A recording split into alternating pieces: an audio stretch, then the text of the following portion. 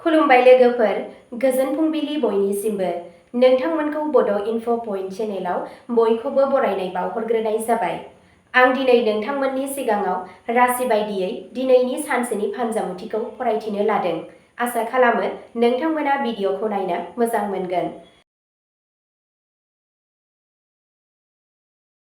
दिनै 5 फेब्रुआरि 2026 मायथाइ एबा 22 माग दान 1432 मायथाइ बृहस्पतिबार।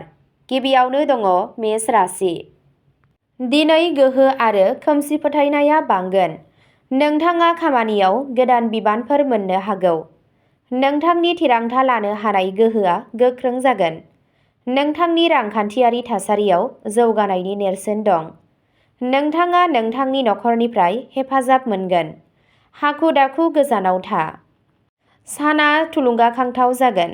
मोनसे गोजाम बिथांखिया सिगांथिं थांगोन। मोनाबिलियाव मोजां खौरां मोननो हागौ। बैसोगोरा सुबुंनि बोसोनआ मुलाम्फा गोनां जागोन। फोथायथिजों मावनाय खामानिया जाफुंसारगोन।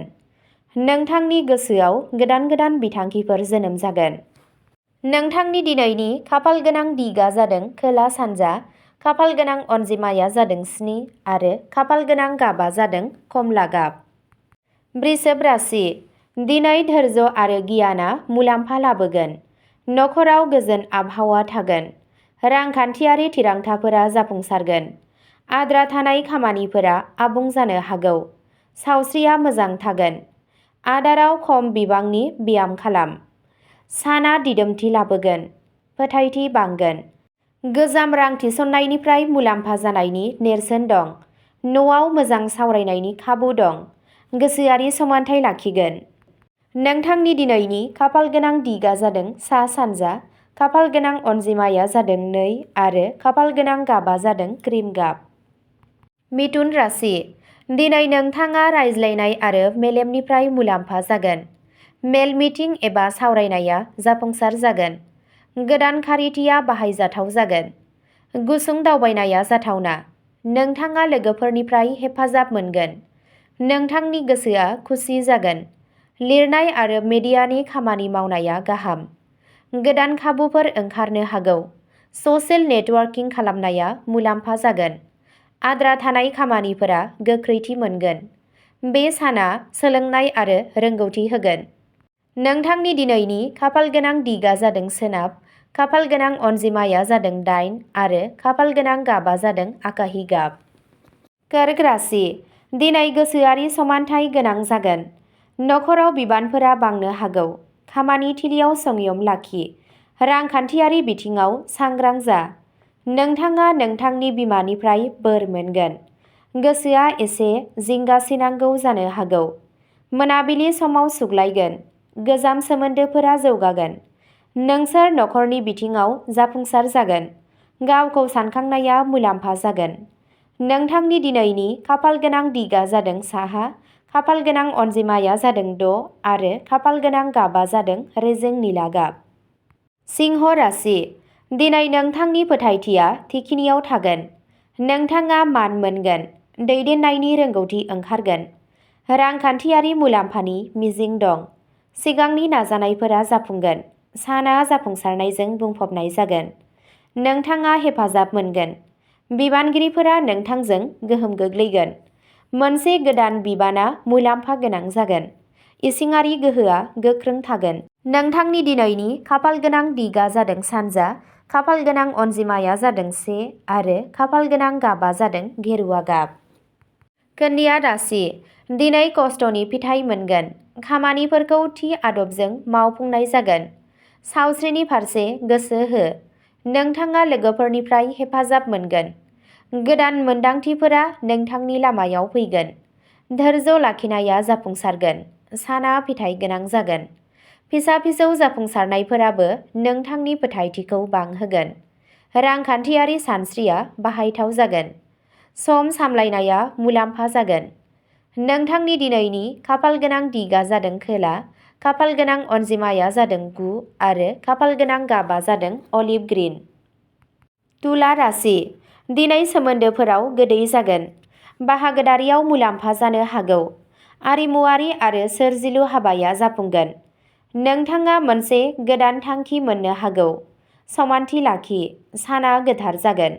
मोजां मोनलायनायनि सोमोन्दोआ गोख्रों जागोन। समाजारि मान सन्मान आरो मान थाखोआ बांगोन।